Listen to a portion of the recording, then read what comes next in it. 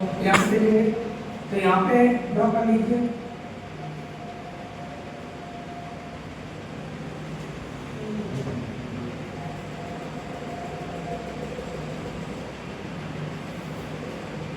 ये आ जाएगा ऐसे यहाँ पर ड्रॉ करिए डॉक्टर लाइन।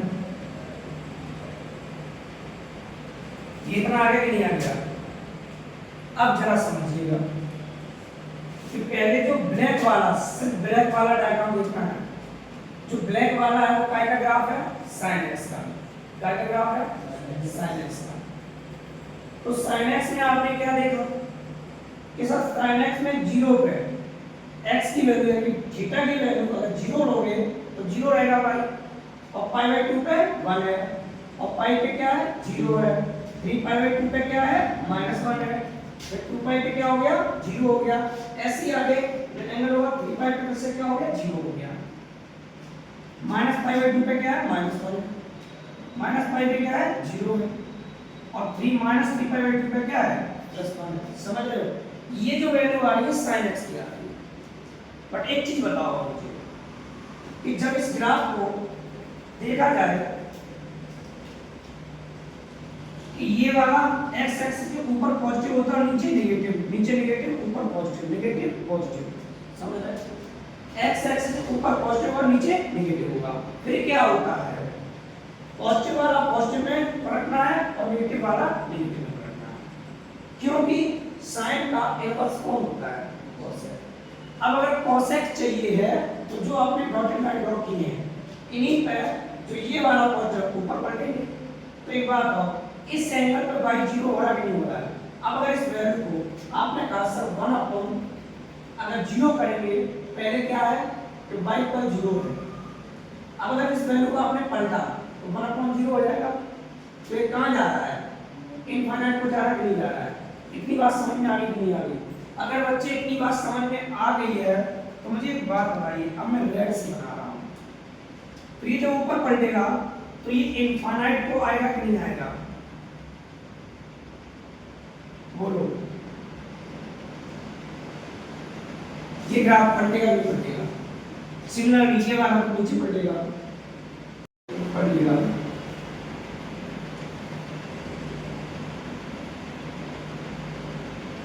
कुछ ऐसे जाएगा कि नहीं जाएगा, ऐसे इधर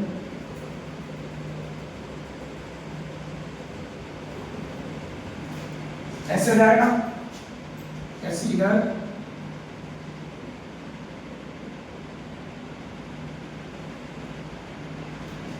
ऐसे इधर देखेंगे,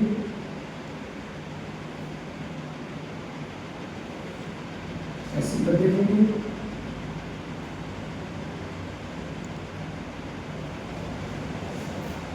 और ये लाइन हमारी क्या है डॉटेड लाइन, जहां से ये क्या सेपरेट कर रहा है, यहाँ +1 को सेपरेट कर रहा है और नीचे वाली लाइन पे -1 सेट कर रहा है। इतनी बात समझ में आ गई कि नहीं आ गई? तो जो ब्लैक वाला है ये sin x का ग्राफ है और रेड वाला है ये किसका है, cosec x का ग्राफ। इतनी बात समझ में आई नहीं आई? तो अब इसमें हम लोग देखेंगे पीरियड और रेंज ऑफ डोमेन। तो देखो इधर क्या है माइनस इनफाइनाइट, क्या है क्या है माइनस इनफाइनाइट, इधर क्या है इनफाइनाइट। तो y की वैल्यू क्या हमारी होती है आउटपुट, क्या होती है, तो ये हमारी क्या हो जाएगी रेंज, और जो x होता है ये क्या होता है इनपुट, ये क्या होता है। तो इनपुट दिया तब हमारा आउटपुट आया, तो इनपुट होता है ये होता है डोमेन, ये क्या होता है, और जो आउटपुट होता है वो क्या होती है रेंज। तो बच्चे मुझे एक बात बताओ, अब अगर मैं बात करूं सबसे पहले इसकी रेंज, इसकी बात करूं रेंज, रेंज की रेंज, तो रेंज कहां से कहां तक होगी, तो range means value of y, value of y। तो ग्राफ पे बैठ के देखा हमने, बैठो ग्राफ पर क्या दिखाई दिया कि माइनस इनफाइनाइट से -1 तक ग्राफ है, यहां से गया फिर लौट आया, तो माइनस इनफाइनाइट से -1 हुआ और -1 पे क्या कर रहा है टच कर रहा है, और फिर बीच में नहीं है, कहीं है क्या नहीं है, फिर कहां से 1 से इनफाइनाइट। समझ में आया? तो cosec x की रेंज क्या होगी?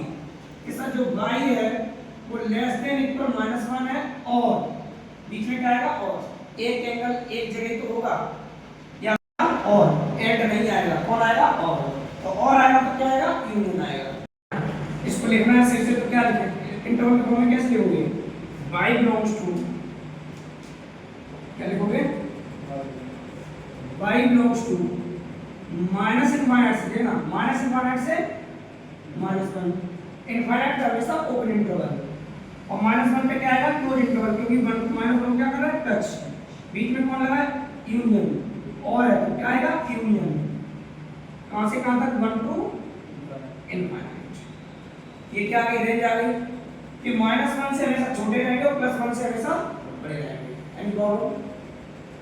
डोमेन की बात करो। डोमेन अगला पॉइंट क्या है? बताओ डोमेन क्या होगा? तो डोमेन में आप क्या करोगे? देखो ये सब देखना जरा, जीरो को देखना, एंगल 0 पे, ये भी ग्राफ छोड़ रहा है और ये भी छोड़ रहा है, ये बहुत क्लोज जाएगा पर कभी इसे टच नहीं करेगा, क्योंकि ये वैल्यू कहां जा रही है? इनफाइनाइट को। भाई 0 वाली वैल्यू पलटेगी, इनफाइनाइट पे जाएगी नहीं जाएगी? 0 का इनवर्स होगा तो कहां जाएगी? इनफाइनाइट पे जाएगी नहीं जाएगी? अगर इसे टच कर ले तो क्या कर जाएगा? डिफाइन। जब ये क्या रखना केस? नॉट डिफाइन का। तो आपने क्या कहा? 1 से इनफाइनाइट की हमारी क्या थी? रेंज में। अब डोमेन में देखा x की वैल्यू, ये वाला एंगल इसने भी छोड़ दिया, इसने भी छोड़ दिया, पाई इधर से इसने छोड़ दिया, इधर से इसने छोड़ दिया, ये भी छोड़ दिया। अगर ये भी एंगल 0 पाई 2 पाई 3 पाई ये भी सारी वैल्यू ली होती तो आप क्या कह सकते थे कि सर x बिलोंग्स टू बोला कैसे? बट ये वैल्यू क्या कर रही है? बाहर हो रही नहीं हो रही है, एक्सक्लूडिंग n y, एक्सक्लूड कर देंगे, बाहर कर देंगे गोलार्ध में से, इसे n y तो ये cosec x क्या हो गई? अब बात आती है हमारी क्या? पीरियड की। इसकी पीरियड। तो पीरियड क्या होता है? एक कंप्लीट साइकिल होती है बिना ब्रेक हुए, जहां ब्रेक हुआ वहीं पीरियड क्या हो जाता है? चेंज हो जाता है। तो एक बात बताओ, sin x का जब ग्राफ बनाया था तो sin x में देखना यहां से लेके 2 पाई तक एक कंप्लीट राउंड होता है, 2 पाई मतलब 360 पूरा एक कंप्लीट राउंड होता है। तो sin x में 0 से लेके 2 पाई तक गए, क्या बीच में कोई ब्रेक हुआ? तो sin x के लिए cos x के लिए जो पीरियड होता है t से रिप्रेजेंट किया जाता है, 2 पाई होता है।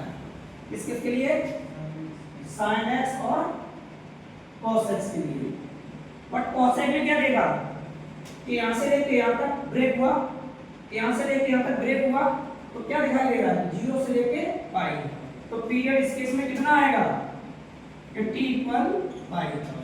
जो पीरियड होगा, पीरियड वो कितना हो जाएगा? t equal pi. समझ में आया कि नहीं आया?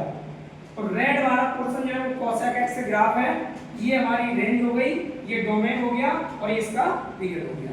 Any problem? जल्दी से नोट करो, इसे बढ़िया से बनाओ ग्राफ, एकदम अच्छा सा। क्लियर है? हाँ।